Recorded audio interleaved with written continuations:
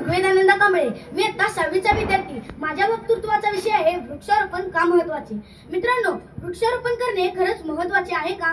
कारण या वाढत्या लोकसंख्येचे चोचले पुरवता पुरवता हा माणूस स्वतःचाच कर्दंगाळ कधी करून बसलेला आहे हे देखील त्याला कळालं नाही.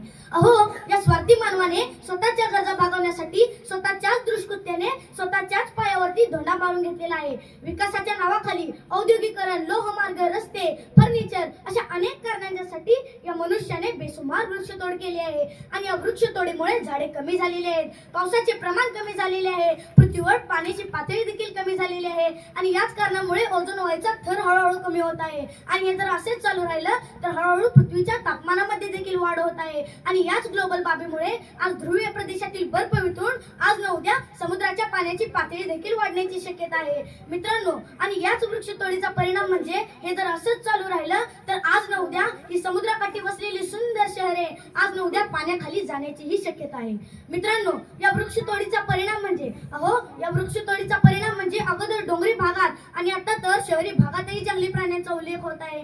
मित्रांनो, आज आपल्या घराच्या उंबरठ्यावर ओलाकोडा, दुष्काळ, महापूर अशा अनेक समस्या येऊन थांबल्या आहेत. आणि या समस्यांनी जर घराच्या उंबरठ्यावर येऊन घरात प्रवेश केला तर हा उद्ध्वस्त झालेला माणूस याच वसुंधरेच्या शोधात, याच मातीमध्ये शेवटचा श्वास घेतल्याशिवाय राहणार नाही. आठवा ते माळिंगाव अतिवृष्टीमुळे दरड कोसळली, तिथे संपूर्ण गाव गाडलं गेलं. रडायला सुरुवात होणार, पण रडायला सुद्धा एकही माणूस शिल्लक राहिला नाही.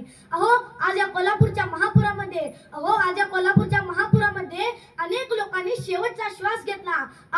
आज वेळ त्यांच्यावर आली, आज न उद्या आपल्यावर देखील येणार. मित्रांनो, आज ते जरी दुःखात असले तरी आज आपण सुखात आहोत ही आनंदाची गोष्ट आहे. मित्रांनो, आज जशी वेळ त्यांच्यावर आली तशी आज न उद्या आपल्यावर देखील येणार. जे वृक्ष मुळापासून वरती शेंड्यापर्यंत आपल्याला एका कल्पवृक्षाप्रमाणे कामाला येतात, कुठल्याही प्रकारचा आपल्याकडून पैसा न घेता आपल्याला करोडोंचा ऑक्सिजन पुरवतात, पण त्याच वृक्षांच्या मुळावर आपण घाव घालतो. मित्रांनो, जगातला सर्व पैसा एकत्र केला तरी 6 महिने पुरेल इतका ऑक्सिजन आपण तयार करू शकणार नाही. पण जे वृक्ष आपल्याकडून 1ही रुपया न घेता आपल्याला आयुष्यभर ऑक्सिजन देतात त्या झाडांना मात्र आपण कापतो. मित्रांनो, 1 तासभर ऑक्सिजन देणाऱ्या डॉक्टराला आपण देव मानतो, पण आपल्याला जे आयुष्यभर ऑक्सिजन पुरवतात त्या झाडांना मात्र आपण कापतो.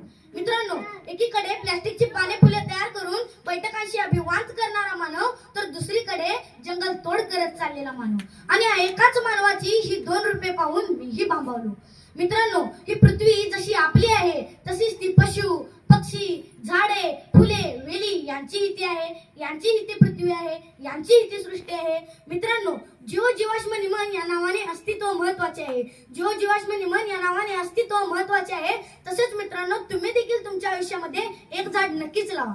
मित्रांनो, वृक्ष म्हणजे निसर्गाचा श्वास,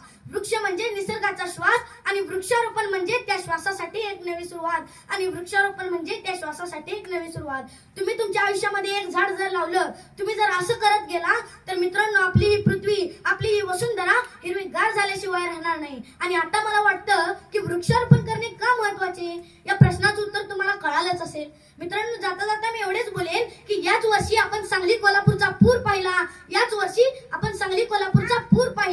बिनशस्त्राचा शूर पाहिला, हिरवा भगवा एक पाहिला, मीच हिंदू मीच मुसलमान असा पूरग्रस्तांचा लेख पाहिला, मीच हिंदू मीच मुसलमान असा पूरग्रस्तांचा लेख पाहिला. या सगळ्यांना एकच विनंती करेन की सासे हो रही है कम,